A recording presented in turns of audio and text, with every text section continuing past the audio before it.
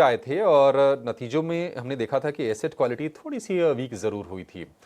Share टूटा करीब करीब 7% के आसपास था। मुथूट के नंबर्स थोड़े से बेहतर साइड पर आए थे और चार्ट पर बेहतर दिखा भी शेयर ये। गोल्ड फाइनेंस को लेकर गौरांग सर आपसे जरा एक व्यू चाहिए। Good morning sir. कैसी लग रही है आपको ये कंपनीज, क्योंकि देखिए फाइनेंशियल्स को लेकर ज्यादातर एक्सपर्ट्स की राय ठीक ठाक ही है, गोल्ड फाइनेंस का मामला थोड़ा सा अलग हो जाता है। आप जरा गाइड कीजिए। धन्यवाद अभिषेक, आपका आपको भी प्रणाम और शुभ प्रभात हमारे तरफ से। तो हमने पहले भी चर्चा करी थी। देखिए, आपका आपका आपका आपकी सोच और विचारधारा क्या है। अगर आप गोल्ड को एक आधार या बुनियाद बना करके गोल्ड कंपनी में निवेश करना चाहते हैं, और ये मैंने पहले भी कहा था, मेरे ख्याल से डिप्पी से मेरी चर्चा हो रही थी, तो आप गोल्ड ईटीएफ पसंद कीजिए। एनएससी बीएससी में मेरे ख्याल से कम 12 गोल्ड ईटीएफ लिस्टेड है। अगर आप ये अगर आपकी विचारधारा सोने को आधार बना करके निवेश की है, इससे क्या होता है कि जो कंपनी रिलेटेड रिस्क या पॉलिसी रिलेटेड अनिश्चितता जो होती है वो हट जाती है। क्योंकि आप सोने पर दांव लगाना चाहते हैं तो गोल्ड ईटीएफ मेरे ख्याल से बेहतर विकल्प है। और बहुत ही आसान है ये। एक यूनिट का मतलब होता है 1 ग्राम गोल्ड। जैसे आप शेयर ले बेच करते हैं, वैसे आप गोल्ड ईटीएफ ले बेच कर सकते हैं। और जैसे मैंने कहा, रिस्क रिलेटेड जो कंपनी रिस्क रिलेटेड या पॉलिसी रिस्क रिलेटेड अनिश्चित वातावरण है, जब आप गोल्ड लोन कंपनीज में निवेश करते हैं तो वो थोड़ा बढ़ जाता है। हालांकि हमारी मुथूट में मेरे ख्याल से खरीदारी की राय रही थी।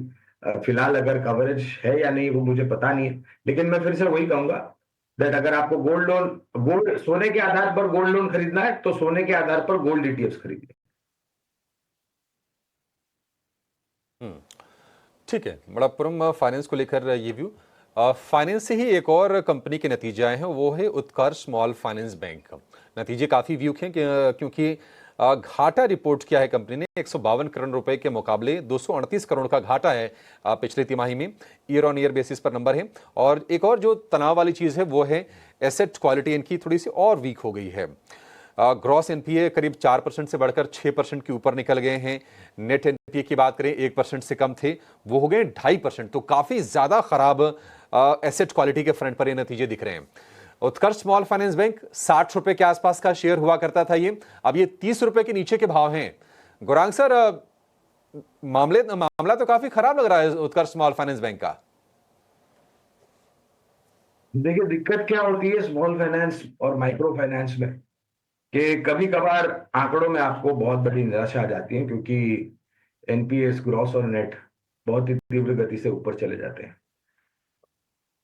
और फिर उसको नीचे लाने के लिए आपको बहुत मेहनत करनी पड़ती है।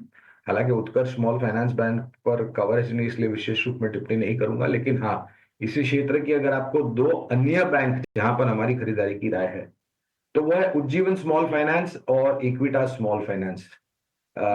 इनकी अगर आप बैलेंस शीट देखें, तुलना करें उत्कर्ष से, तो इक्विटास और उज्जीवन ये दोनों ही बैलेंस शीट काफी मजबूत है उत्कर्ष स्मॉल फाइनेंस बैंक की तुलना में।